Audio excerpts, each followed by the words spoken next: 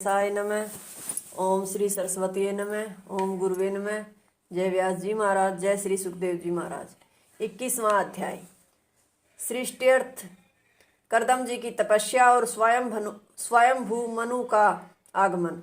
विदुर जी ने मैत्रेय जी से पूछा, हे भगवान, अत्यंत प्रशंसित स्वयंभू मनु का वंश, जिसमें मिथुन धर्म से प्रजा की सृष्टि वृद्धि हुई, कृपया आप उनका वर्णन करें। स्वयंभू मनु के 2 पुत्र और 3 कन्याएं थी। आपने देवहूति को करदम की पत्नी बताया था। उसके कितने पुत्र और पुत्रियां हुई? रुचि और दक्ष ने क्रमशः आकुति और प्रसूति नामक पत्नियों को प्राप्त कर कितनी संतान ने उत्पन्न की, यह सब आप हमें बताएं।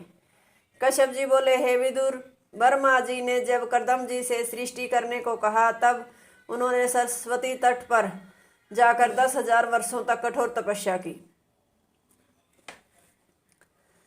उससे प्रसन्न होकर भगवान ने उन्हें दर्शन दिए। भगवान के सौंदर्य से मुग्ध हो करदम उनकी यो स्तुति करने लगे, हे भगवान, आपके दर्शनों से आज मेरे नेत्र सफल हो गए, मेरा जन्म भी सार्थक हो गया। जो मनुष्य विषय सुख के लिए आपकी उपासना करते हैं, वे दुर्बुद्धि हैं। मनोरथ तो आप उनका भी पूर्ण करते ही हैं।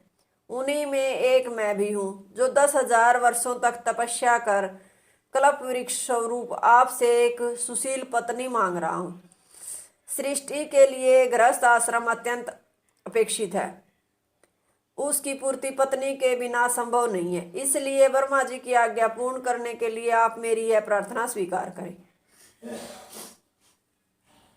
मैं आपको नमस्कार करता हूँ।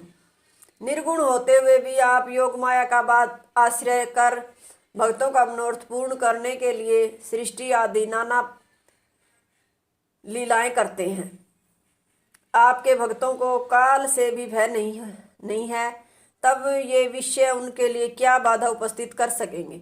आपके भगत गृहस्थ आश्रम में रहकर भी आपके निर्मल चरित्रों का श्रवण कर भोग और मोक्ष दोनों ही प्राप्त कर लेते हैं।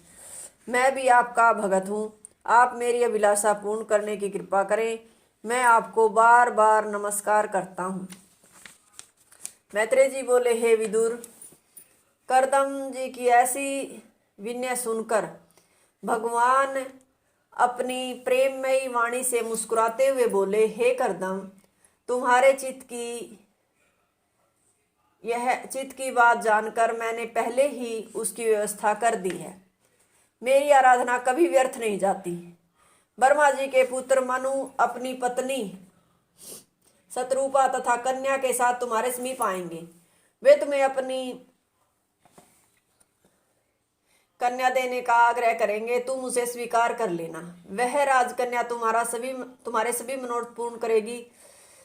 उससे 9 कन्याएं होंगी, उन्हें 9 ऋषि ग्रहण करेंगे।